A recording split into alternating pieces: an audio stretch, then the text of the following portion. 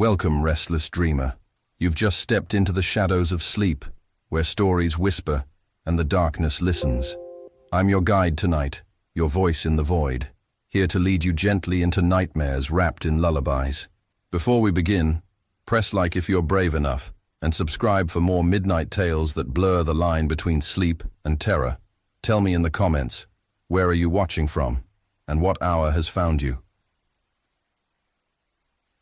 The year was 2018, and I'd been hauling freight across the country for almost 2 decades. You don't really understand the kind of loneliness a trucker faces until you're barreling down a 2-lane interstate at 2 a.m., headlights cutting through fog, miles of nothing stretching in front of you. That night, I was running a load of electronics from Pennsylvania down to North Carolina, pushing against a tight deadline. My GPS had been acting up since I crossed into West Virginia, and the interstate was backed up for miles because of a multi-semi pileup. Everyone on the CB was groaning about a 2-hour delay. Then my GPS offered an alternative route through the mountains. A shortcut, it claimed, would save me hours.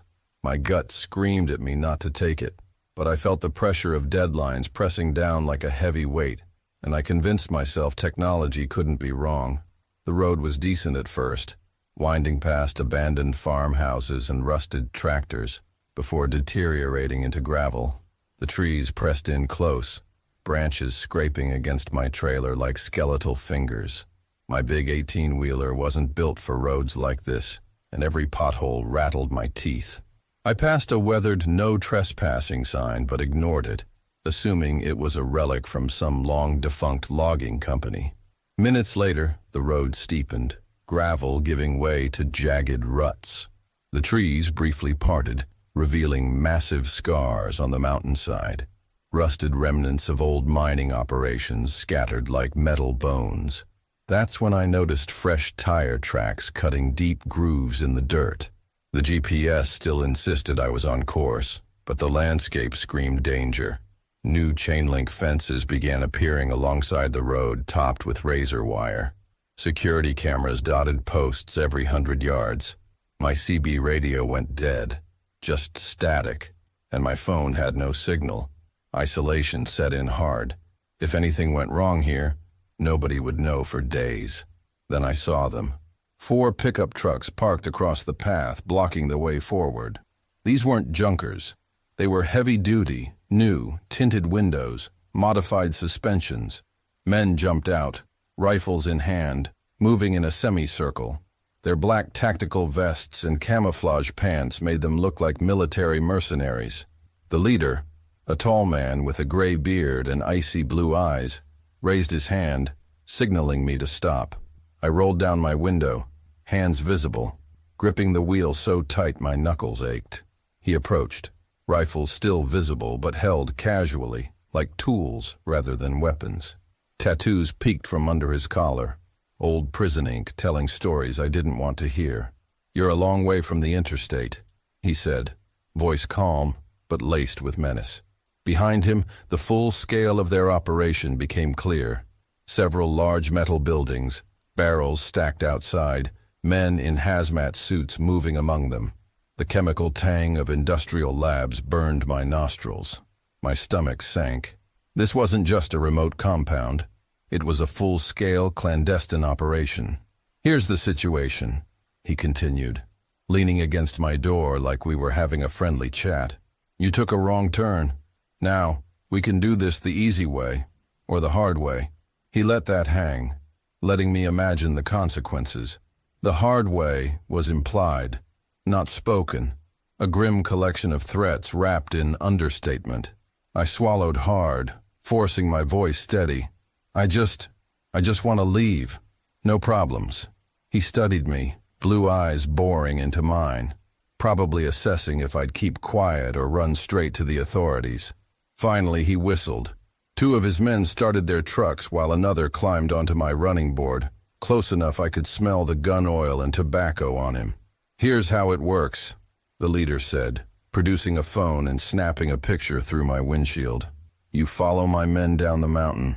You forget this place exists. You talk to no one. If you do, we know, and we can find you. I nodded, swallowing a surge of panic, my heart hammering like a jackhammer. This wasn't just a wrong turn. It was survival. The next hour was the longest of my life.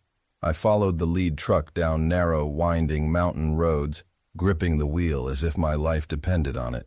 Because it did. Every bump, every sharp turn, I half expected the armed man riding my running board to decide I'd gone too far. And then it would be over. Passing the security cameras again made me shiver. I imagined every frame storing my face, license plate, every detail about my rig.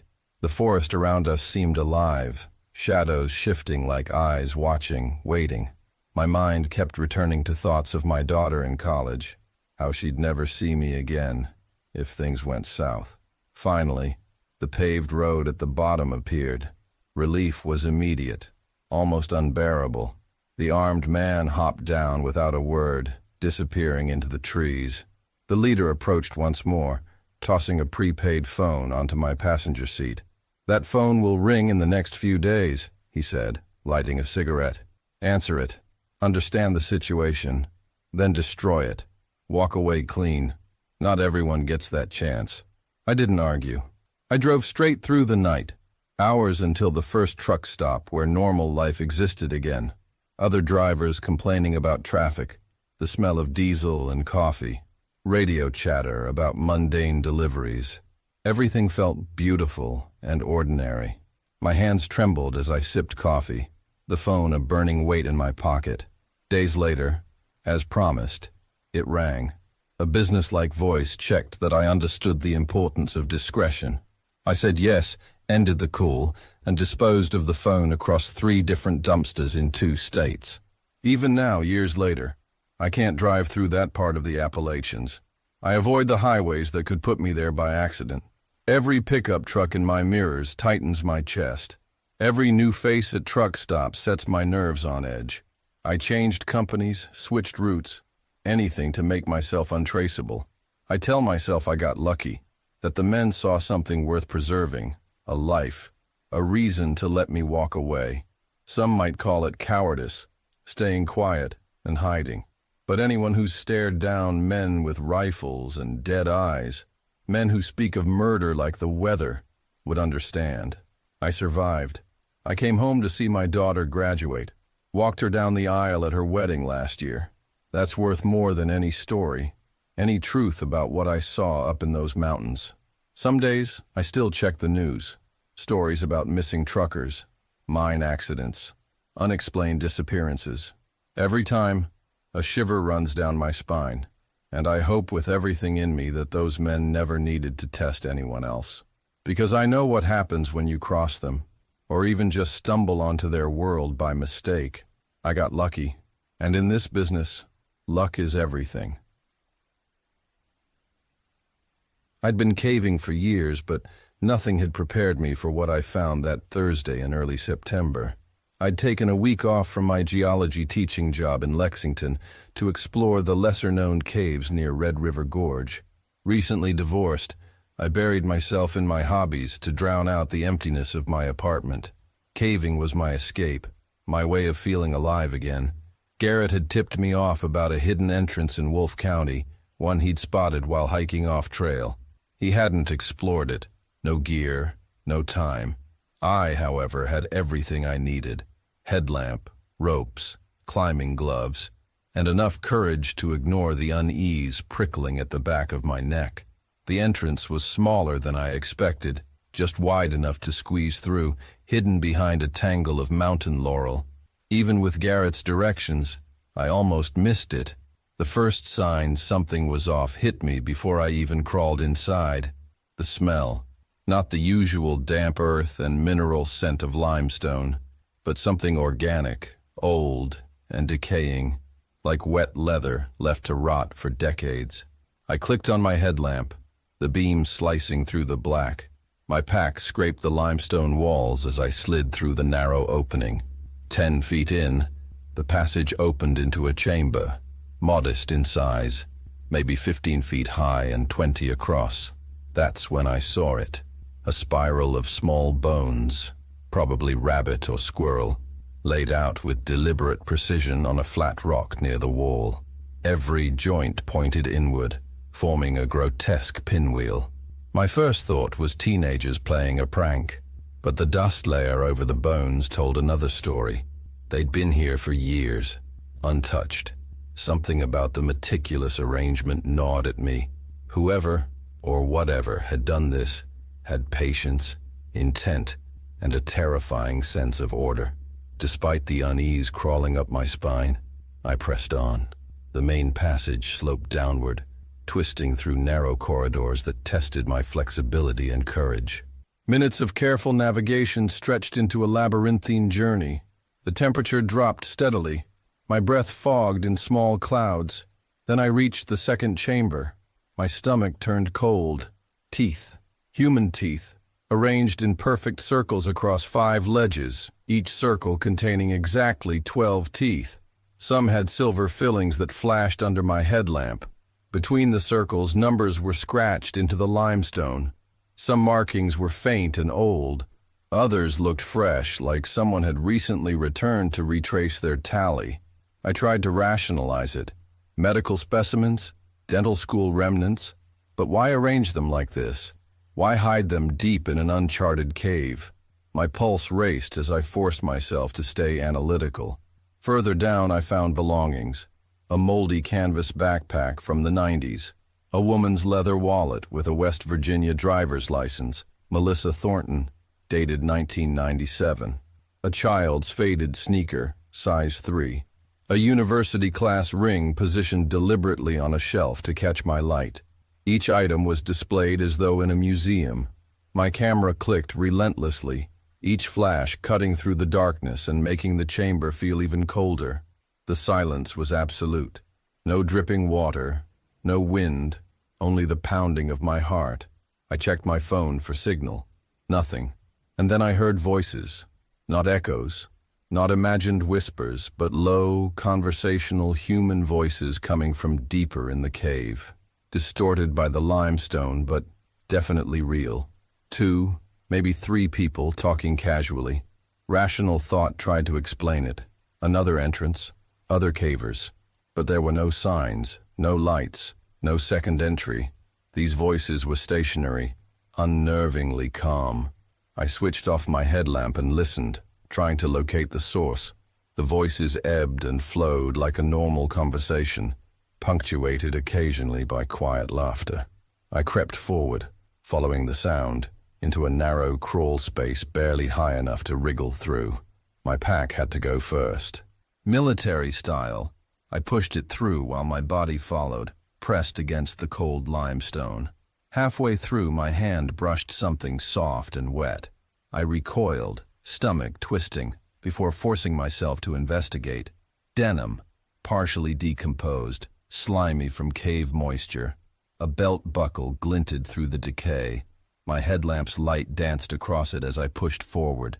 The crawl space opened, letting me stand again.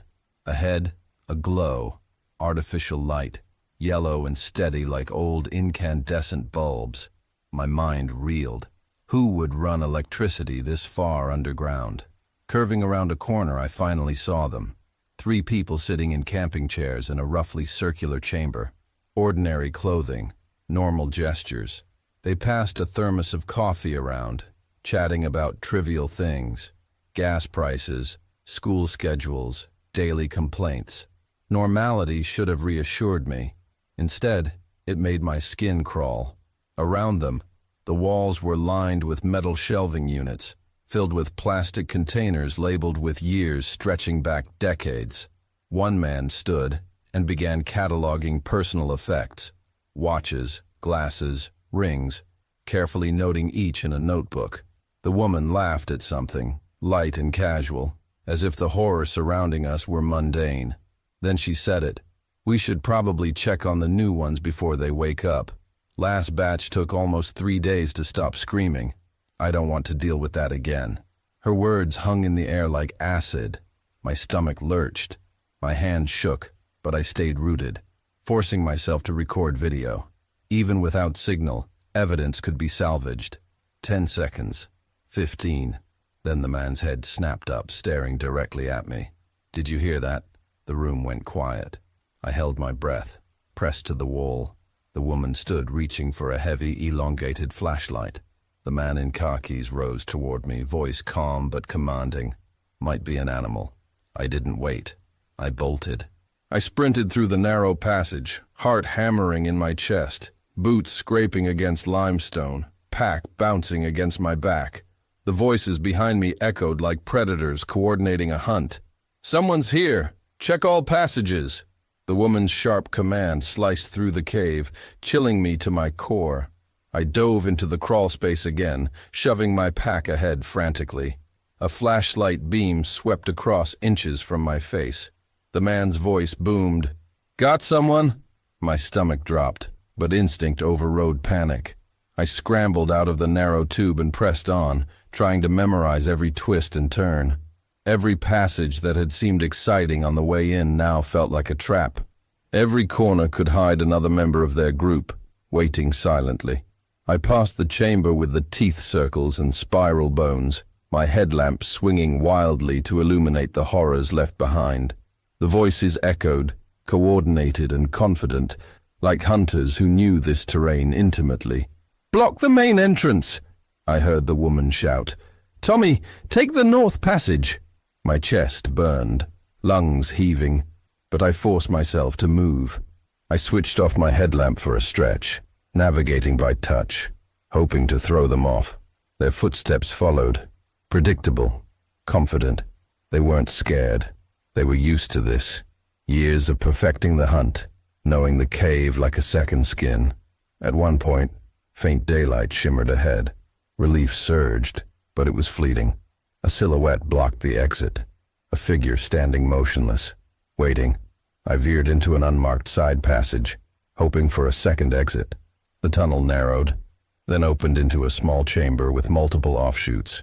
I picked one almost at random and kept moving. Every step brought the fear closer, the voices behind like the echo of death. Finally, I emerged into bright daylight through another hidden entrance, only yards from where I'd begun. My legs shook violently. I didn't pause.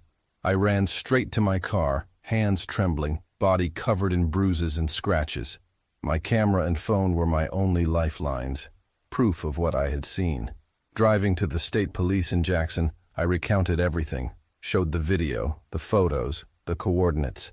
They sent a team immediately, but when they reached the cave, it was empty. Every trace of horror, bones, teeth, shelving, lights, personal effects, had vanished. The only sign I'd been there was my abandoned pack, left carefully at the entrance. Detectives couldn't confirm Melissa Thornton's existence, but they admitted missing persons often went unreported. Weeks of surveillance yielded nothing. The people I had seen, cataloging human lives like collections, were gone. The cave remained a silent, invisible monument to decades of atrocities. Even now, I can't go near caves without the memory clawing at me. The thought that they are still out there, somewhere, hiding in the labyrinths of the Appalachian Mountains, organizing their grotesque collections, is a shadow that refuses to fade. I haven't caved since. 20 years of climbing had taught me one simple rule: respect the mountain, or it will kill you. I'd faced ice storms on ridgelines, whiteouts in the Rockies, even lightning strikes that set entire slopes ablaze. But nothing prepared me for what I found on Grandfather Mountain last October. At the time, I was living in Boone, North Carolina, teaching wilderness survival courses at the Outdoor Recreation Center. Every free weekend, I'd lace up my boots and vanish into the high country. My wife, Janet, tolerated my obsession, though she called it reckless. That Saturday, when I told her I planned to climb solo to McRae Peak despite a cold front moving in, she just shook her head and muttered, "One day you'll regret ignoring the weather." I should have listened. Still, the leaves had just turned that dazzling burnt orange you only see in the Appalachians, and I wanted one last sunrise before tourist season clogged the trails. I'd done this route dozens of times, Every switchback, every false summit, every sketchy ledge was etched into muscle memory. The climb began like any other. Pre-dawn darkness pressed in around me. The only sound, the crunch of damp leaves beneath my boots and the steady rasp of my breath. My thighs burned as the trail pitched upward, but that was the kind of pain I loved, the proof of progress. By the time the sky shifted from black to gray, I was nearing the section locals call the attic window, a natural rock outcrop that frames the valley like a picture. That's where I heard it.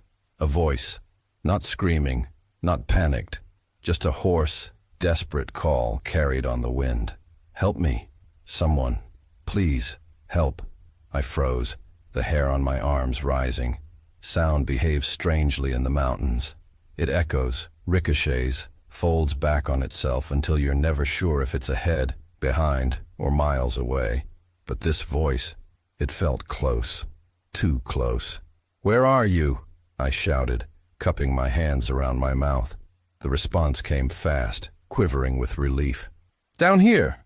I fell yesterday. My leg. Broken. I can't move." A chill worked its way down my spine. Yesterday. That meant this man had been out here all night with temperatures dropping close to freezing. I reached for my phone. No signal. Odd. I usually had at least a bar at the attic window. I blew 3 sharp blasts on my emergency whistle, the universal distress signal. The sound tore through the trees, then died in eerie silence. No answering whistle, just the same voice, weaker now, urging me to hurry. Training drilled into me from years of teaching kicked in. Someone was hurt. Someone would die if I didn't act. And yet, a nagging thought clung to the back of my skull. Why was he off trail in the first place? The northwest side of Grandfather was nothing but sheer drops and unmarked forest. But I couldn't ignore him. I secured my main pack to a pine with a carabiner, keeping only rope, first aid, water, and a whistle in my day pack. I tied a bright orange bandana to a branch, marking my exit point, then scanned the slope. It was steep, easily 45 degrees, blanketed in slick moss, deadfall, and loose scree. Every instinct screamed that descending solo was reckless.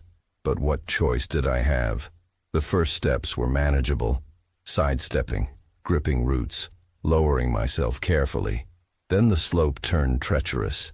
Pebbles skittered underfoot, avalanches of dirt whispering downhill with every movement. I was halfway down when something caught my eye. A frayed blue climbing rope, half buried under leaves, looped tightly around a thick oak. I brushed dirt off the rope. The weave was old, 80s, maybe even 70s. Who the hell had left it here? The voice rose again, closer now. "Please, hurry." Testing the rope, I leaned my weight into it. It held. I used it to rappel the steepest section, my boots scraping rock. The air changed as I dropped lower.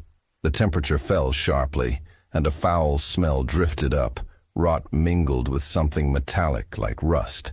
The forest down here felt wrong. The trees were older, their trunks warped and twisted as if straining away from the ravine. Strange artifacts littered the slope. A rusted carabiner, a torn strip of jacket fabric, a single boot gnawed to leather threads. I paused, scanning the shadows. My whistle trembled in my hand. "Keep talking," I called. "I'm here," the man's voice cried. "Down in the ravine. Please, I'm so cold." Another 30 feet, and I reached the lip of a narrow gully, carved deep into the mountain by centuries of runoff. Shadows pooled at the bottom, and there, half hidden against the rock wall, sat a man in a red jacket. Relief surged through me. He looked about mid-50s, gray beard, expensive climbing gear. His left leg jutted at an unnatural angle. His lips were blue. Beside him, his backpack sat neatly packed. I anchored my rope to a boulder and rappelled into the gully. Gravel crunched under my boots as I approached. He rasped. Then he smiled faintly, eyes glassy. I thought I was going to die down here, like the others. The words sliced through my relief like a blade. The others? I scanned the shadows. At first it looked like piles of mossy gear tucked against the far wall. But as my eyes adjusted, details sharpened. Old backpacks, ripped fabric, scraps of rain jackets, and beneath them, bone-white fragments half swallowed by leaves. The metallic stench hit me like a wave. Blood. I swallowed hard, instincts screaming that something was terribly wrong. His clothes weren't dirty enough. His pack was perfectly arranged, and despite his supposed broken leg, he sat too comfortably. "You said, others?" I asked cautiously. His eyes glittered. He nodded toward the remains. "Yes, over the years. This place, it's like a funnel. People hear someone calling and they come down, just like you did." My pulse spiked. I rose slowly, hand brushing the knife on my belt. The smooth gully walls towered around me. The only exit was the rope behind him. And his voice had changed. No longer desperate, no longer pleading. Calm, controlled, watching me with the quiet patience of a predator. I'd been in enough survival situations to recognize the shift, the moment when danger becomes undeniable. My instinct screamed, this isn't a rescue. This was a trap. The man in the red jacket leaned back against the wall, his leg suddenly less convincing as broken. His eyes followed me with unnerving calm. When he spoke again, his voice was steady, almost casual. "You're strong, smart, not like the others. But you still came down, didn't you?" I kept my breathing controlled, my hand hovering near my knife. "You're not hurt, are you?" He smiled, thin and humorless. Then he reached behind his pack and pulled out a climbing axe, the steel glinting in the dim light. "No, but it got your attention, didn't it? Just like it got theirs." The word theirs echoed off the walls, and I saw the truth laid bare. The old ropes littering the slope weren't the remnants of rescues. They were desperate escape attempts. Those claw-like scratches etched into the gully walls weren't made by animals. They were fingernail marks, carved by people who had realized too late that the mountain wasn't their enemy. He was. I took a slow step back, calculating. My rope hung above him, my only exit, and he stood between me and it, axe in hand. "You've been luring climbers for years," I said. My voice was steady, though adrenaline roared in my ears. "Good people always come," he said conversationally, like he was sharing a campfire story. "They hear someone in trouble, and they can't resist. That's the thing about you wilderness types. You never leave anyone behind.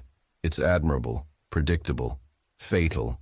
He shifted his weight, blocking my path. My pulse spiked. He knew the terrain. He had the weapon. But I had something he didn't. Youth, strength, and the sheer will to survive. I made my move. I lunged sideways, aiming for my rope, but he swung fast. The axe whooshed past my head, the blade sparking as it slammed into rock. Chips flew. My chest slammed against the wall, knocking the breath from me. He laughed, a guttural, joyless sound. "You think you can outclimb me? I've watched men stronger than you try. They didn't make it." He advanced, axe raised. My hand scraped against the wall, closing around a loose rock, baseball-sized, heavy. As he lifted the axe for another strike, I hurled it. The rock smashed into his face with a sickening crack. He roared, staggering back, blood pouring from his left eye. I didn't wait. I bolted for the rope, arms burning as I climbed, fingers slipping on blood-slick stone. Every muscle screamed, but adrenaline drove me upward. Below, he cursed, swinging the axe wildly. The blade tore through my boot heel, narrowly missing flesh. My grip nearly failed, but I forced myself higher. 10 feet, 15, 20. The rim of the gully was just within reach when I heard the sound that froze my blood. Sawing. I looked down. He was cutting through my rope, blade working with slow, deliberate strokes. Not frantic, not desperate, confident. "You've got seconds," he taunted. "Better make them count." The rope frayed beneath me. Fibers snapped like gunshots. I made the only choice I had. I let go. My body launched sideways, arms stretching for a tiny ledge I'd spotted earlier. My fingers caught it, skin tearing, blood smearing the rock. I dangled, breath ragged, feet scrabbling for purchase. The rope above me went slack, sliced clean. He grinned below, blood dripping down his face. Nobody makes it out, but he underestimated me. I found a root jutting from the wall, heaved upward, and clawed my way toward daylight. My lungs burned, my hands shredded. Still, I climbed. The axe whistled past my head, spinning through the air, missing me by inches before vanishing into the forest above. He bellowed, enraged, scrambling beneath me like a cornered animal. With one last surge, I hauled myself over the rim and collapsed on the forest floor. My vision blurred, chest heaving. Behind me, his voice rose from the ravine. Not desperate now, but furious, promising vengeance. "I'll find you. You can't hide from me. These mountains are mine." I didn't run back to the trail. I crashed blindly through brush, heart hammering, branches tearing at my clothes. For hours, I stumbled, until finally, mercifully, I recognized a familiar trail marker. By the time I reached the parking lot, I was half delirious. My hands were shredded, boots ruined, body a mess of bruises and cuts, but I was alive. I drove straight to the ranger station, leaving bloody smears on the steering wheel. At first, they thought I'd hallucinated from exhaustion, but when I gave them the GPS coordinates I'd marked before descending, when they saw my ruined rope, they organized a search. They found the ravine 2 days later. He was gone, but the evidence wasn't. Old backpacks, scattered bones, weather-worn gear, a cave nearby with stolen wallets, cell phones, and journals describing his kills in grotesque detail. His name was Howard Brennan, a retired insurance adjuster. The FBI tied at least 6 disappearances to him, maybe more, but they never caught him. I left Boone that spring, took a teaching job far away, and buried my climbing gear in the attic. Sometimes, fellow hikers email me, asking if the story's true. I tell them the same thing every time. Stay on the marked trails. Never climb alone. And if you hear someone calling for help from a place they shouldn't be, don't answer. Because somewhere out there, in some forgotten ravine, Howard Brennan might be waiting. And he knows good people always come. Last August, I was unraveling. The breakup had gutted me, stripping away everything I thought I understood about love, trust, and even myself. After years together, she was suddenly gone, and the silence left behind was louder than any argument we'd ever had. My therapist told me I needed to get away, get out of the city, out of the routines we had built, and into a place where I could hear myself think again. That's how I ended up alone on the Appalachian Trail. I'd hiked parts of it before, but always with friends, groups, or at least a buddy. This time, I wanted solitude.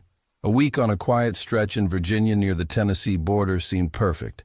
No calls, no texts, no reminders of the relationship I'd been drowning in. Just me, my pack, and the mountains. The first 2 days felt like medicine. The ache in my legs was the good kind, the kind that quiets your head, the rhythm of trekking poles, the crunch of gravel and leaves, the cool air slipping down the ridges. It was all working. At night I strung up my hammock, cooked freeze-dried meals under the stars, and felt something I hadn't in months. Peace. That peace shattered on Tuesday afternoon. I'd stopped at a creek to filter water when I saw them. Boot prints. Fresh ones. They were big, probably a size 12, and they had this sharp tread pattern, diamonds crisscrossed with deep heel marks. Normally that wouldn't have bothered me. Trails have traffic, but I hadn't seen another soul since Sunday morning when an older couple had passed going the opposite direction. These prints, though, were heading the same way as me. They couldn't have been more than an hour old. The edges were still crisp in the damp soil. I hiked faster, convincing myself there was nothing to worry about.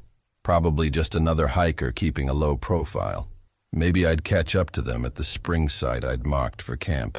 But when I got there around dusk, the clearing was empty. No tents, no hammocks, no signs of a person settling in for the night. Instead, the boot prints were everywhere. They circled the fire ring. They wound behind trees. They stopped in random spots, as if someone had stood there for long minutes, watching. One set went straight up to where I'd laid my bright orange tent bag on the ground. Then they turned back south, the opposite direction of where they'd come from. Why would someone hike to a camp, inspect it from every angle, and then just leave? I stood there, gripping my trekking poles like weapons, heart pounding, telling myself I was being dramatic. Still, that night I barely slept. Every creak of branches, every sigh of the wind, every rustle of leaves felt sharper than normal, heavier somehow.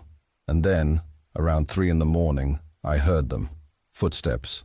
Slow, deliberate. Crunch. Pause. Crunch. They were only a few feet from my tent. I froze, gripping the knife I kept by my side. Whoever it was circled the camp in the same pattern as the footprints, stopping longest on the side where I'd hung my food bag 20 feet up. They didn't rush. They didn't whisper.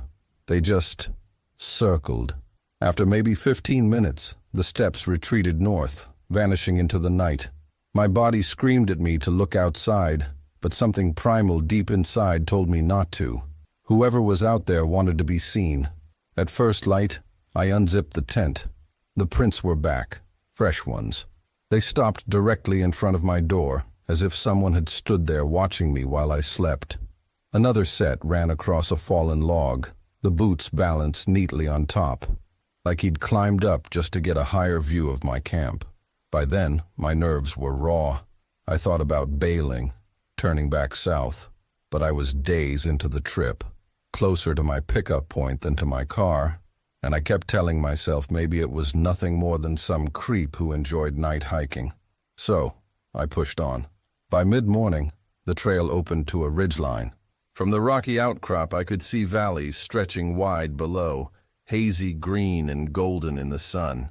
For the first time in 24 hours, I let myself breathe. I even pulled out a protein bar, letting the sun warm my face. That's when I saw him. Just a flicker of movement on the trail behind me, 40 yards back near a boulder. Dark clothing, gone as quickly as it appeared. My chest went cold. I lifted my binoculars and stared at that spot until my eyes ached. Nothing. The forest stayed still, but I knew someone had been there. The way he had moved, quick, purposeful, like someone ducking back after realizing they'd been seen, burned into my mind. Then I noticed something worse. About 20 yards down the trail, there was a blaze on a tree, bright orange, fresh, still glossy. The problem? Appalachian blazes are white, side trails are blue. This orange mark wasn't official, and worse, it was painted facing the wrong way, pointing hikers off the trail into a steep, tangled slope that went nowhere. Someone had painted it on purpose. Someone was trying to lure me off the trail. As I hiked faster, my eyes darted from blaze to blaze. Over the next 2 miles, I found 3 more fake orange markers, all fresh, all pointing into impossible directions, ravines, underbrush, dead ends. At one point, I found a real white blaze that had been scraped off with something sharp, the pale wood scarred and raw beneath it. This wasn't chance. This wasn't a coincidence. Someone had planned this. By the time I reached the first Forest Service road, I was shaking. Relief surged through me when I saw the wooden mile marker, until I got close.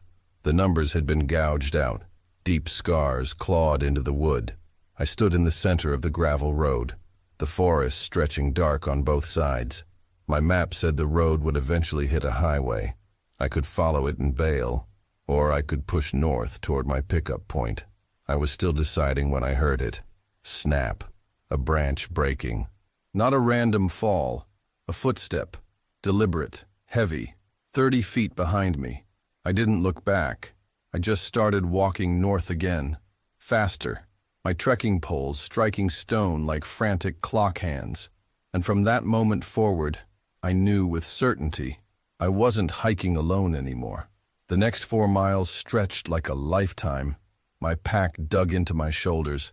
Sweat soaked my back despite the cool mountain air, and every nerve in my body screamed at me to keep moving.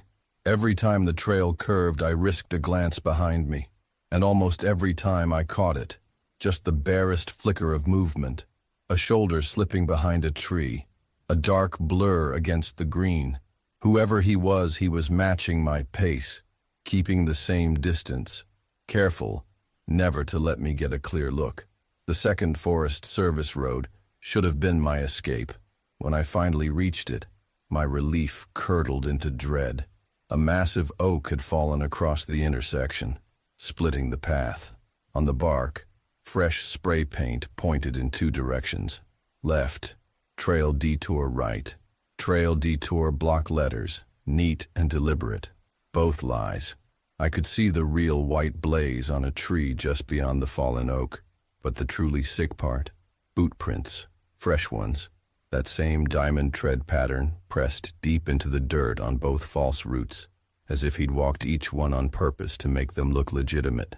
I scrambled over the oak, scraping my shins, and kept going north. But now I couldn't trust anything. Every blaze seemed suspicious. Every cairn looked staged. At one point, the trail split around a rock outcrop, and there were no markers in sight. I stood frozen, heart hammering, trying to remember my map. Left or right? The left path looked slightly more worn, but was that because it was real, or because he'd walked it over and over to make it look that way? I chose left. After 50 yards, I spotted a white blaze.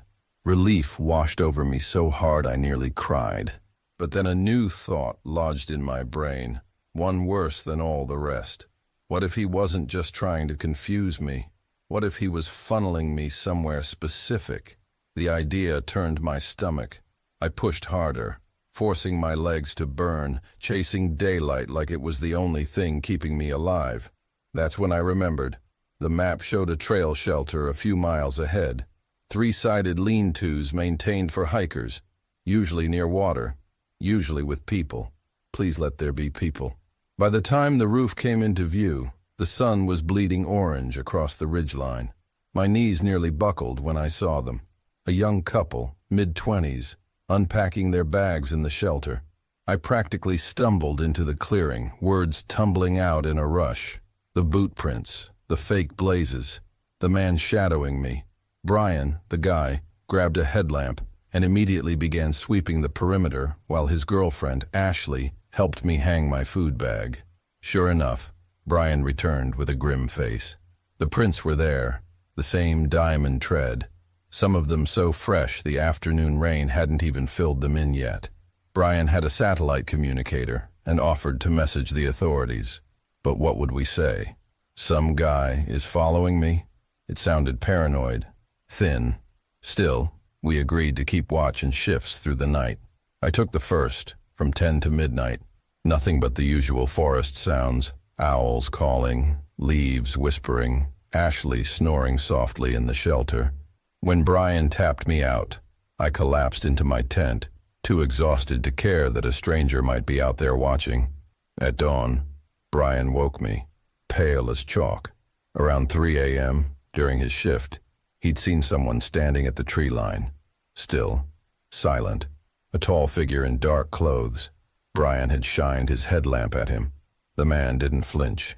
He just turned, slow and unhurried, and melted back into the forest like he had all the time in the world. But the real horror came at first light. The blazes leading north had been painted over during the night. Thick, dripping black paint smeared across every white mark, still tacky when I touched it. The only visible trail markers left were orange, leading east. Straight into a stretch of forest I knew from my map held nothing but abandoned mining tunnels. Ashley managed to get a single bar of service on her phone and called emergency dispatch. They said a ranger would be sent, but it could take hours. None of us wanted to wait. We packed up and decided to head south, back toward the nearest Forest Service road, hoping to intercept the ranger. We'd gone maybe 3 miles when we saw her. Ranger Diane Reeves, mid-40s, tough as iron, moving up the trail with steady confidence. We spilled everything. The prints, the blazes, the fake detours. Brian even showed her the photos he'd taken. Her face hardened in a way that chilled me more than the footsteps ever had. She radioed for backup immediately and told us, "You're getting out of these woods, now." As she led us back toward her truck, she explained, for months, hikers had been reporting strange incidents in this section. Blazes painted over, new ones pointing off trail, the feeling of being followed. 2 solo female hikers had gone missing in the last year. One had been found months later in an old shaft with both legs broken, alive only because she'd managed to survive on rainwater and scraps. The other was still gone. Authorities had chalked it up to accidents, disorientation, bad luck, but what we described, it fit. A man with an obsession, someone who didn't need to touch you to hurt you, someone who wanted control. Weeks later, Ranger Reeves called me. They'd arrested him. His name was Nathan Cray, mid-40s, a former trail maintenance volunteer who lived in a cabin just miles off the path. Inside, they found cans of spray paint, trail tools, notebooks filled with dates and descriptions of hikers, pages of observations, routes, campsite notes, written like a hunter tracking prey. My name wasn't there. I'd been a target of opportunity, but other names were. Dozens of them.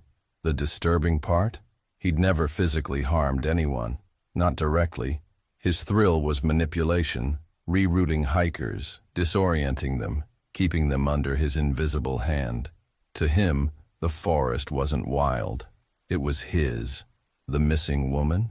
She was found weeks later, alive, in a cave system marked by his orange blazes. She'd been following them, believing they were official markers, living on the supplies he deliberately left. She thought she'd been lost. In reality, she'd been led. I still hike. I always will. But I never go alone anymore. And every time I see a fresh boot print on the trail, especially one with a diamond-shaped tread, I feel that cold grip in my chest, and I wonder if I'm really alone, or if someone is walking just behind me, deciding where I go. The drive from Tampa to eastern Kentucky felt endless, twisting along narrow mountain roads that seemed to rise forever into the mist. I gripped the steering wheel tighter with every hairpin turn, telling myself this was about family, about history. I'd just turned 40, divorced for years, and my apartment back home was a shrine to silence. Genealogy had become my obsession, a way to escape the empty echo of my own life. The Porter line, my great-great-grandmother's childhood, was the one branch that refused to reveal itself through census records or online archives. I needed to see it with my own eyes. I'd arranged to meet a local guide, Virgil Combs, at a gas station just outside the small town of Harlem. When I pulled in, he was leaning against a rusted Ford pickup, looking like a relic of a different century. His overalls were threadbare, his teeth stained yellow, one eye clouded like old milk. He smiled when I approached, and I forced myself to return it. There was something off about him, the kind of wrongness you notice but can't name. Still, he seemed eager to show me the old Porter homesteads, so I shoved my doubts aside and followed him.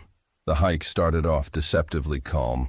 At first, it was just the crunch of leaves underfoot, Virgil moving with a limp that barely slowed him, while I stumbled after him, catching my feet on roots and tangling in spider webs. But soon the forest felt heavier, almost alive. Birds were silent. The air was thick, pressing against my chest. Every snap of a twig sounded like a warning. About 20 minutes in, Virgil stopped abruptly. "Look at that," he muttered, pointing at a series of symbols carved into the trees. They weren't letters, not initials, just jagged geometric shapes, freshly cut. Something about them made my skin crawl. Virgil muttered something under his breath about mountain folk marking territory and hurried forward, leaving me staring at the carvings, wondering what kind of people had left them.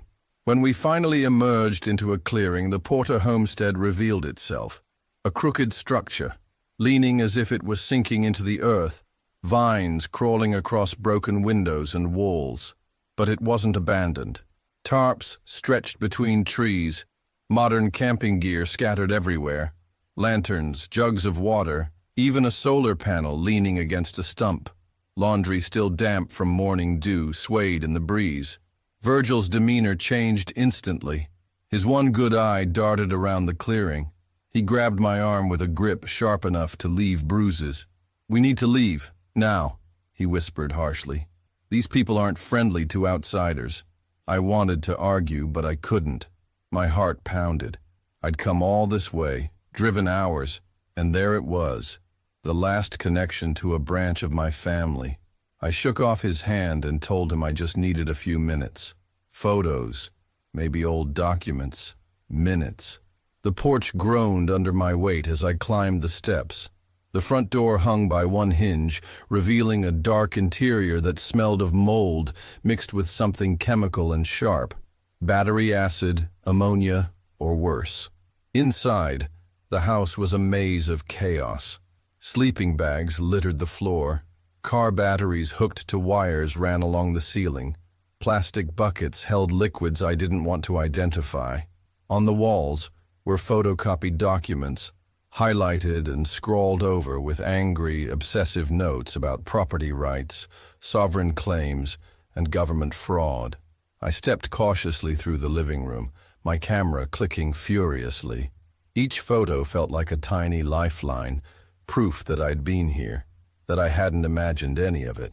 Then I heard Virgil's voice, but he wasn't talking to me. He was out front, conversing in a tone far too friendly, far too apologetic, about bringing another one, and how he didn't know they'd moved in here. A chill ran through me. I froze, realizing I hadn't been brought here to learn about my ancestors. I'd been delivered into someone else's territory. Slowly I crept to a broken window and peered outside. Virgil was speaking with 3 men who looked like survivalist nightmares. The largest had a beard matted with dirt, wearing military surplus and carrying a rifle. The other 2 were younger, skinny, their hollow eyes darting like predators. Virgil pointed toward me, muttering about my rental car, my cash, my isolation. Panic clawed at my chest. I needed an escape route, fast. My gaze scanned the interior, noting a hallway that led to the back of the house, past more sleeping bags, ammunition, and clutter. The hallway ended at a bedroom. I moved quietly, but a flicker of movement caught my eye. A young woman, maybe 20 or 21, sat on a mattress in the corner. Her ankle was chained to a radiator. Her clothes hung loose and ill-fitting, a man's flannel shirt and jeans held together with rope. Her eyes were hollow, resigned. She didn't speak. Instead, she pointed to a boarded-up window, then held up 3 fingers and gestured toward the floor, 3 boards from the bottom. Relief and terror collided. This was my chance. Footsteps on the porch made my heart leap. Virgil's voice called out again, high-pitched, teasing, as if inviting me into a trap. I whispered to the woman that I'd get help, that I'd call the police, but she only shook her head and mouthed, "Run!" I pried the boards free, heart hammering, and dropped through the narrow opening into a tangle of blackberry bushes. The thorns shredded my arms and tore my shirt, but I didn't stop. Behind me, shouts erupted. Virgil's voice was frantic now, no longer mocking. Orders barked from the bearded man, younger ones scuttling around the perimeter. They were fast, organized, terrifyingly practiced. I scrambled down the embankment, legs burning, lungs screaming. Every turn seemed to drop me deeper into the wilderness. The mountain wasn't just scenery. It was a trap, a labyrinth designed to disorient and consume. I kept moving, ignoring the pain, until a tiny creek appeared. Cold water numbed my legs, masking my scent. I followed it blindly, downstream, until faint sounds of traffic reached me, the first sign of civilization I'd seen in hours. Dragging myself out from the culvert under the road, mud and blood caking me, I saw a pickup truck stop. An elderly couple inside stared at me as if I'd emerged from a nightmare. Words spilled out of me. Kidnappers, chained woman, mountain house. Recognition dawned in their eyes and a call was made. A shotgun rested on the dashboard, trained on the trees behind me. Finally, someone was listening. Hours later, state police found the Porter homestead abandoned, cleared of all evidence. My footprints, the boarded window. I was the only proof it had ever been occupied by those people. My car, my guide, the woman, the men, gone. But I knew. I saw it. I survived it. And in the quiet of my apartment that night, the image of that chained woman haunted me, burning into memory like smoke that refuses to clear. The creek led me into a ravine, the muddy water running cold and sharp against my legs. Every step was agony, my twisted ankle burning with each rock I stepped on, but staying in the water was the only way to mask my trail. Behind me, faint whistles drifted through the trees, their voices hidden in code. They were tracking me, no doubt, spreading out across the ridge. I bit down on my sleeve, stifling any cry of pain as my body shook uncontrollably from cold and fear. I moved downstream blindly, guided by the sound of water, until the creek ran beneath a 2-lane road through a culvert. With a surge of desperate adrenaline, I pulled myself out, mud streaking my clothes, hands and face torn from the underbrush. My mind raced. The woman, the boards, Virgil, those men, all of it. I had no time to process. I needed help, now. A pickup truck slowed almost immediately as I staggered onto the shoulder. Inside was an elderly couple. At first, they looked ready to lock their doors and drive off, but when they saw my state, bleeding, soaked, frantic, their expressions shifted. I babbled incoherently, words tumbling over one another. Kidnappers, chained girl, Copper Creek Ridge. The wife fumbled for her phone, dialing while her husband kept a shotgun pointed toward the woods. Relief and terror collided in me. Finally, someone believed me. The police arrived within the hour.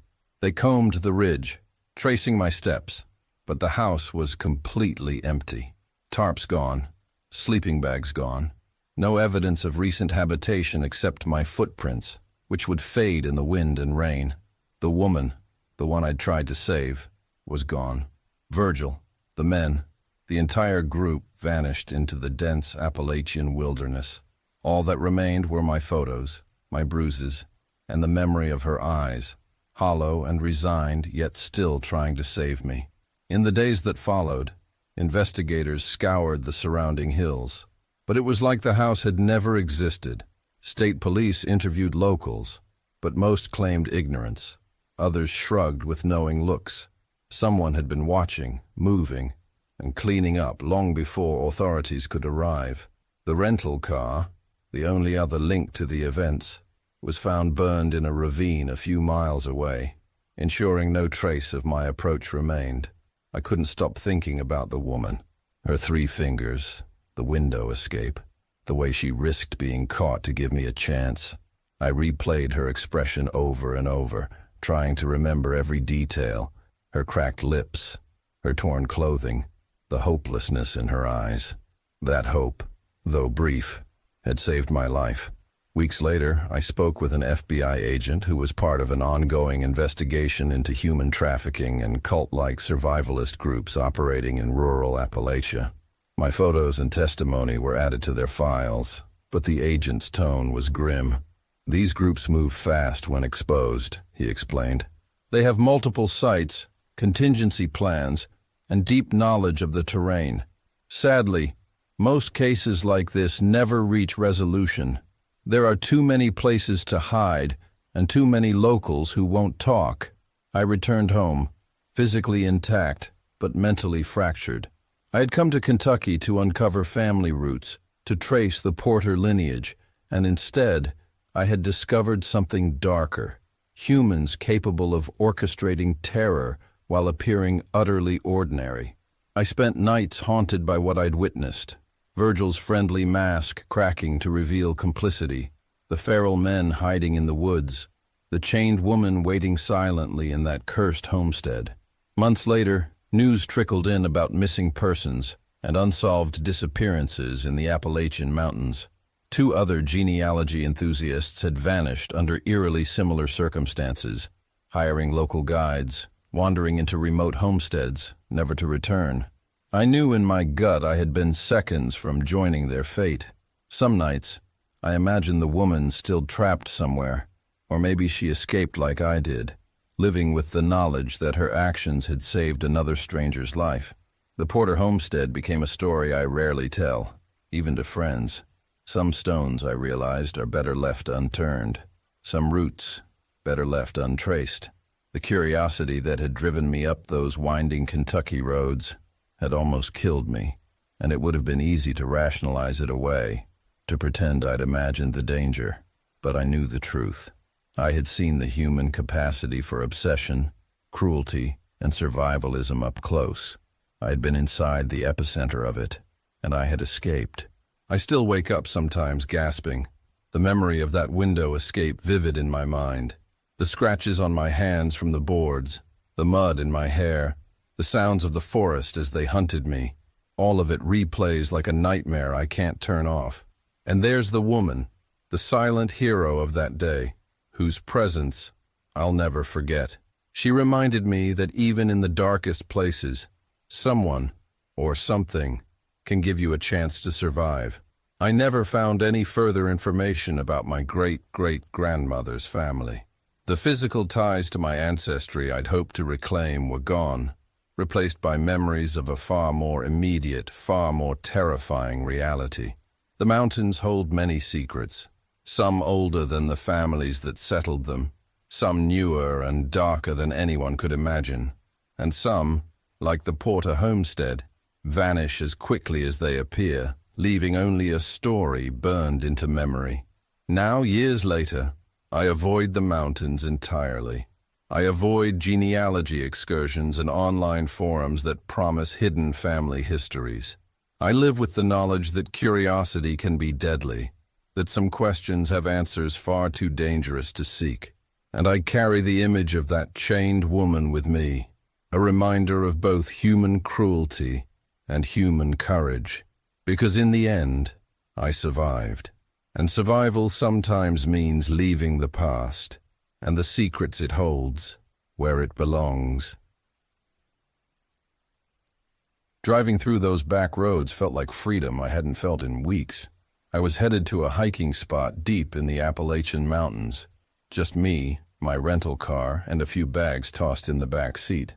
The day had started calm, gray clouds hanging low, nothing unusual. My GPS had lost service miles ago, and the last sign I saw said, "Coal Country," though the letters were so faded they might have been decades old. I shrugged it off. I'd taken detours before during road trips, and they usually led to small diners or quiet towns where I could stretch my legs. But that comfort faded fast when the asphalt narrowed, and the houses began to look wrong. They weren't abandoned, not completely, but they hadn't seen fresh paint since the 70s. Leaning porches sagged, windows boarded on the first floor but cracked open on top, hinting someone might still live inside. Rusting mining equipment sat like forgotten statues in yards, and more than once, an old pickup with mismatched panels, some with no plates at all, sat silently in a driveway. I rolled my windows up tight, even though the damp air was heavy and thick. Every turn seemed to take me deeper into a ghost town, alive with just enough signs of life to keep me on edge. I tried to loop back, thinking I missed a turn, but each intersection led me further in. Streets curved sharply, rising and dropping with the mountains, my sense of direction useless. Then I noticed the first truck, pale green, maybe a Ford from the 80s, dented, rattling down a side road behind me. At first, I convinced myself it was coincidence. People lived here after all. But when I took the next left, the truck did too. When I slowed at a stop sign, it slowed behind me. My chest tightened. A mile later, another truck appeared, dark blue, rusted, sliding behind me like it had been waiting. My rearview mirror filled with headlights flickering like failing bulbs. Then a third joined from a gravel drive, black with a shattered headlight. They began circling me on those narrow streets, corners, alleys, every road I tried. They were there, like the town itself had conspired to trap me. I slowed, hoping one would pass me. None did.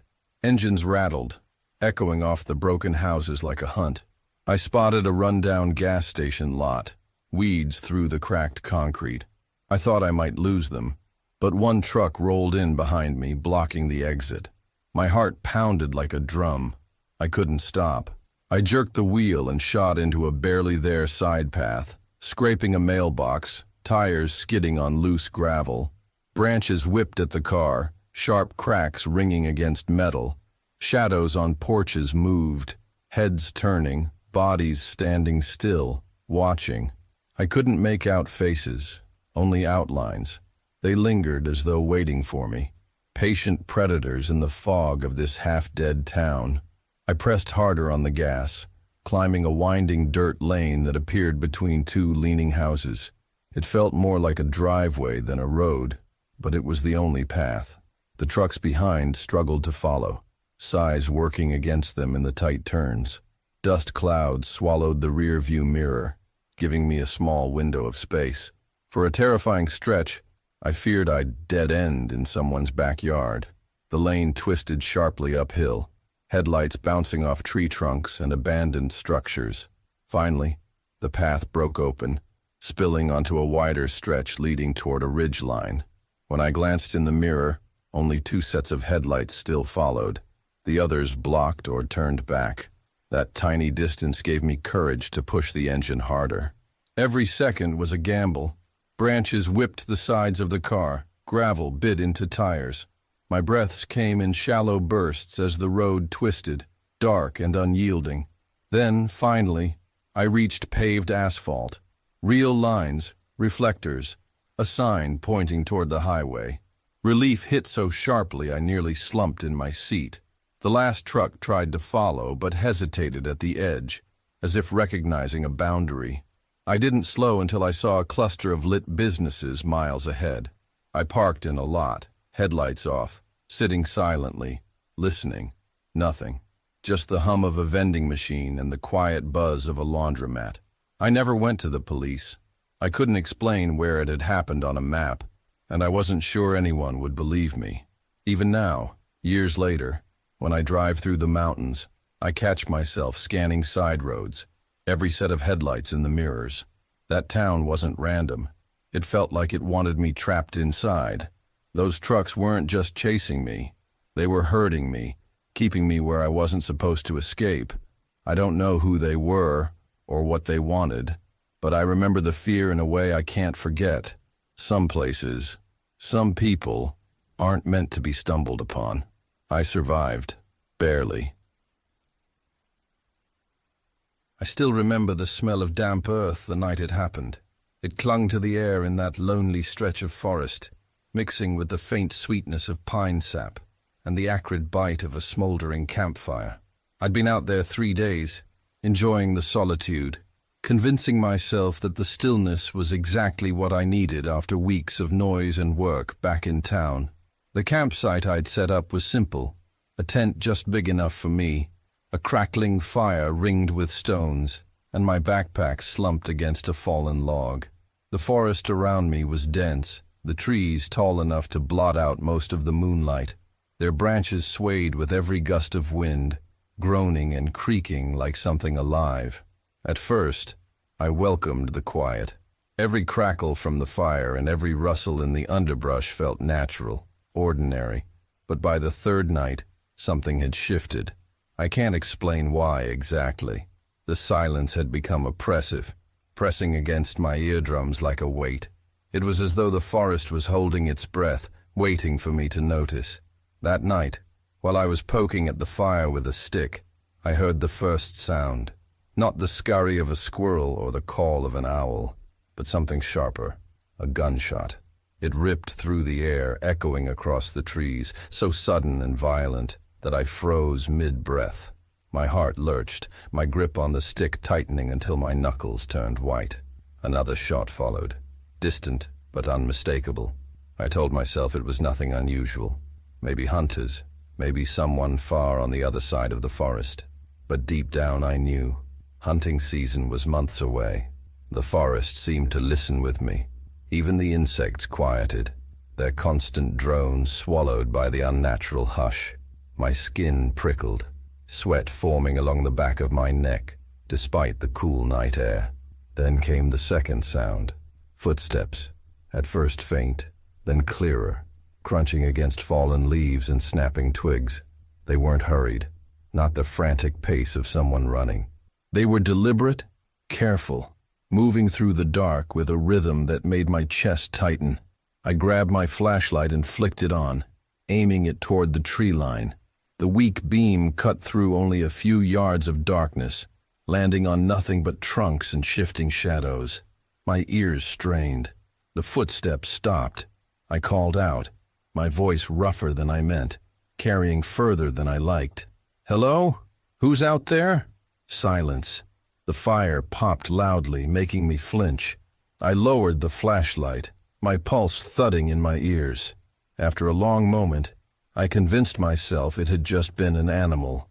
A deer, maybe. The gunshots could have spooked it closer to camp. I forced a shaky laugh, though my throat was dry. But later, when I finally crawled into my tent, I couldn't shake the unease. I lay in my sleeping bag, staring at the flimsy nylon ceiling, listening. Every rustle outside seemed amplified, every creak of the trees like a whisper just beyond the fabric. I must have drifted in and out of shallow sleep, because the next sound jolted me upright with such force that my neck ached, something heavy dragging. It was faint, distant at first but distinct. A dull scraping noise, like dead weight pulled across dirt and leaves. The hairs on my arms stood rigid. My stomach churned. I pressed my ear to the tent floor, holding my breath. The dragging sound continued, slow, steady, deliberate, then faded into the distance. I didn't dare unzip the tent. My flashlight was in my hand, but I was too terrified to use it. I sat there in silence, counting my own heartbeat, praying for dawn. When light finally broke through the trees, weak and gray, I stepped outside. The fire had died completely. The forest looked ordinary again, as if it hadn't held such menace only hours before. But I wasn't imagining what I saw next. Just beyond the tree line, the ground was disturbed. Leaves scuffed aside, dirt exposed in streaks, as though something had been dragged across it in the night. My chest tightened as I followed the marks deeper into the forest, each step reluctant but compelled by a sick curiosity. The smell hit me before I saw it. Coppery, metallic, unmistakable. Blood. It stained the leaves, pooled in the hollows of roots, dark and tacky under the pale morning light. The dragging trail led onward, weaving through the trees, pulling me into silence so thick it drowned out even my own breath. And then I saw it, a hand, small, pale, jutting out from beneath a mound of leaves and dirt, as though someone had tried, and failed, to hide it. My vision swam, bile rising in my throat. I staggered backward, my legs trembling so badly I nearly fell. Whoever it belonged to was buried shallow, as though whoever had done this hadn't cared enough to finish. The fingernails were caked with soil, the skin cold and mottled. I wanted to run. Every instinct screamed at me to leave, to grab my bag and get the hell out of those woods. But the forest around me felt like a cage, the trees too close, their shadows too deep. I didn't know if whoever had left the body was still out there, watching me, waiting for me to move. And that was when I realized the forest was no longer silent. Somewhere beyond the trees, soft and steady, the footsteps had returned. The blood on the leaves wasn't just a faint smear anymore. It was a steady trail, a breadcrumb path of someone else's nightmare. My flashlight beam jittered as my hand trembled, but I kept following, each crunch of leaves under my boots echoing far too loudly in the hollow woods. The silence pressed in harder the deeper I went. It was the kind of silence that didn't feel empty. It felt occupied. My own heartbeat seemed foreign, like it didn't belong here. I remember thinking, I should turn back now, but I didn't. Some sick curiosity dragged me further. a part of me convinced that knowing was safer than wondering. The trail ended at a clearing. My light swung across the space, and that's when I saw it. Something hunched over near a fallen log. For a moment I thought it was a deer carcass, but then it shifted, slow, deliberate, and the sound it made, a wet, ragged dragging of breath, didn't belong to any animal I knew. I froze. My instinct screamed to run, but my body betrayed me. My flashlight beam quivered and landed on a pale face, smeared with blood, eyes glistening like glass marbles. Whoever, whatever it was chewing.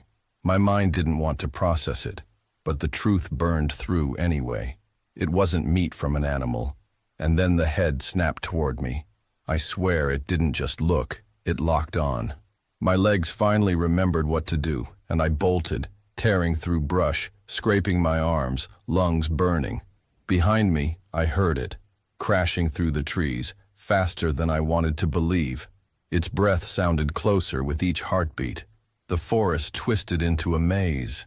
Every direction looked the same. I could barely see, barely breathe, my flashlight beam bouncing wildly, catching glimpses of trunks, branches, shadows that felt alive.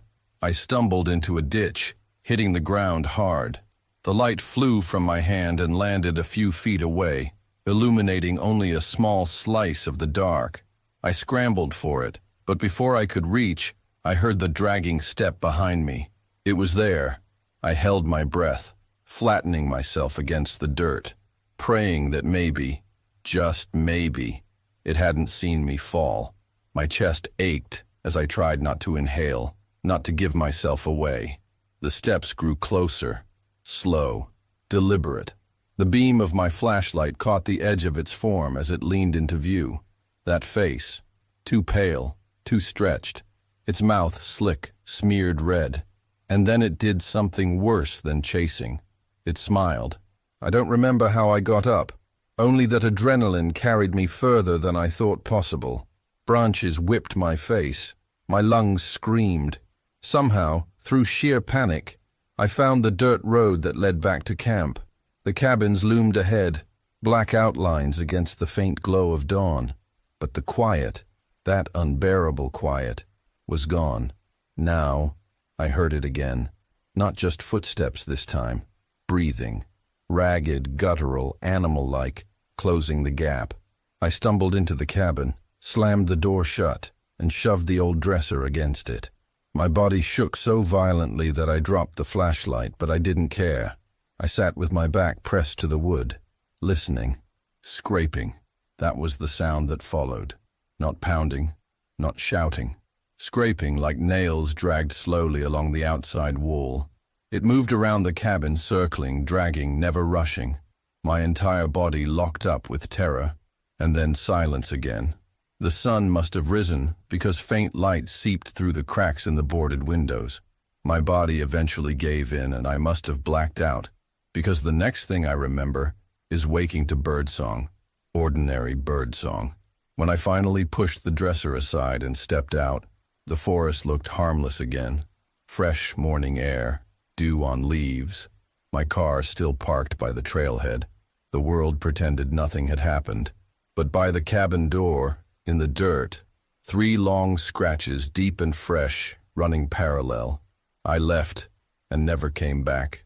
Even now sometimes, in the dead of night, I swear I hear that scraping sound outside my window, and I wonder if I was ever really alone that night, or if the thing that smiled at me is still out there, waiting for me to wander too far again.